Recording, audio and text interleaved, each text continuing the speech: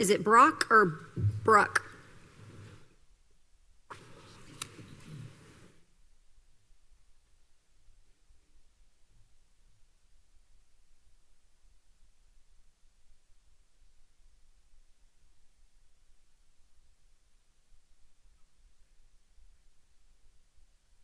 Take your time.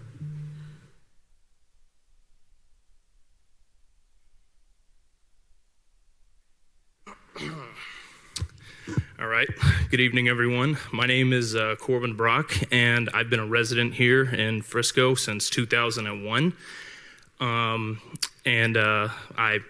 born here, raised here, went through Frisco ISD, great schools. My family was actually good friends with Mr. Keating and his family. I used to play sports with his son. I grew up very fortunate. My dad taught me that hard work does pay off. I grew up in Starwood. My dad grew up very poor, World War II veteran father, hospital nurse mother, and he started out driving bread trucks, and then he moved on to being a Miller Lite executive. And despite all of that, I take very much pride in the fact that I am a real blue collar.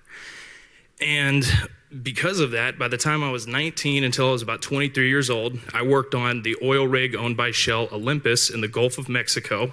And since I stopped that, the reason I actually have knee problems now was I was in response to a kick of about 1,395 pounds of pressure being hit by a nut right in my leg. And now as a result, I work as a plumber. And the whole thing now is I'm 24 years old, and what I'm frightened of by the mass flux of immigration here is I'm afraid the more you bring more people in, the less opportunity there is around me. I feel like the American dream is being slowly but surely kind of pulled away from me, and it's getting harder and harder to obtain. And once again, a lot of people do contribute to the society, especially Indian Americans. They're very talented, they're very bright, they're very gifted. I've met a lot of them, all walks of life. And yes, there are massive demand of things like finance, things like tech, and things, in hospitality, especially entrepreneurship. However, there's also high demand for things like what I do: electricians, tradesmen, plumbers, oil work, oil fields, and there's actually really good money in these fields. And on top of that, these jobs are also recession proof. So, kind of a little bit of a pro there. But the whole thing is, when we talk about contribution, I feel I'm confident enough to say that a lot of those other jobs wouldn't even survive if it wasn't for guys like me.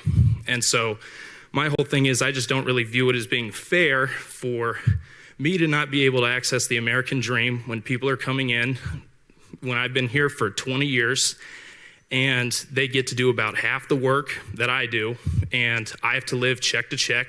I've been evicted, had cars repossessed, I've been immobile, and my parents have tried to help me, and I've wanted to make it on my own because that's what my parents taught me. That's the real American dream. The real American dream is not scheming your way into this country, committing fraud, which, by the way, immigration fraud is a federal offense, and the police and the city council can't do much about it because that's Homeland Security business. So, it's bigger than all of us. But that being said, the biggest thing that I've seen is if we're going to fix this, we need to come together. Take it from me. I have way less life experience than all of you. But a wise man once told me, let's all look into a mirror before we let's all look into a mirror before we all look into a magnifying glass. And I think from there we can learn to work together and we can move away from this issue and we can actually bring the city of Frisco back to the Texas and the city that I fell in love with. That's all I got.